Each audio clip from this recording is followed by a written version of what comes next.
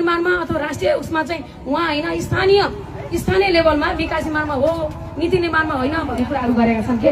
यो बेकार केही भन्न नपाएर रेणु दाहाललाई लाउने आरोप केही भन। 9 वर्षसम्म स्थानीय तहको प्रमुख भएर नेतृत्व गर्दाखेरि रेणु दाहाललाई लगाउने चार्ज केही भन। भ्रष्टाचार गर्यो भन्नु भएन, बेथिती गर्यो यसले भन्नु छैन, काम गरेन भन्नु छैन, काम ठग्यो यसले भन्नु छैन, जनता ठग्यो, जनतालाई झुक्कायो, केही पनि छैन। केही नभनेपछि के भने त हतियार त केही पनि छैन रेणु दाहाललाई प्रहार गर्ने भनेपछि अहिले के छ? यही सुन्नुभएको हाल तपाईँहरूले होइन, यही सुन्नुभएको छ नि। विकास निर्माणमा त हो, नीति निर्माणमा त होइन। विकास निर्माणमा रेणु दाहाल हो, नीति निर्माणमा फलाना हो भनेर यस्ता चिजहरू छ नि। यस्तो हेर्दाखेरि मलाई अचम्म लाग्छ के। यत्रो मुलुक परिवर्तनका लागि, त्यो व्यवस्था परिवर्तनका लागि लडेको आफ्नो व्यक्तिगत स्वार्थ सबै छोडेर मैले एसएससी भन्दा पढेको पनि छैन।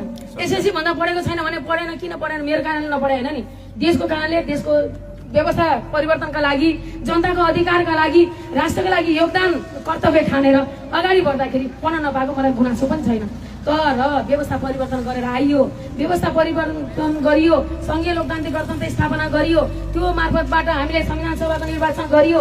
संविधान सभाको निर्वाचन मार्फतबाट पहिलो संविधान सभामा सांसद, संविधान सभा सदस्यको रूपमा एउटा नेतृत्वदायी भूमिका निर्वाह गरियो।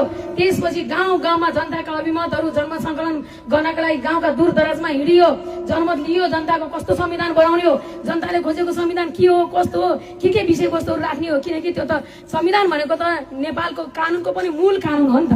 त्यो मूल कानुन बनाउनको लागि त जनताको अभिमत पनि लिन जाँदाखेरि जनताका दूर दराज सबै ठाउँमा गाउँ बस्तीमा गएर जनमत सङ्कलन संविधान सभा सदस्य परिषदबाट त्यो भूमिका निर्वाह गरियो। संविधान जारी गरियो, संविधान जारी गरिसके पछाडि फेरि स्थानीय तहको निर्वाचनमा स्थानीय तहमा पनि त्यही हो, कार्यपालिका, न्यायपालिका, व्यवस्थापिका, स्थानीयमा पनि त्यो क्षेत्राधिकार। त्यो हुँदाखेरि सबै खालको कार्य सम्पादन गरेर दुई कार्यकाल कार्य सम्पादनमा उत्कृष्ट नतिजा, बेरुजुमा उत्कृष्ट, शहरी पूर्वाधारमा उत्कृष्ट, पुँजीगत खर्च गर्नेमा उत्कृष्ट होइन, फसल खर्च नगर्नेमा सबभन्दा उत्कृष्ट।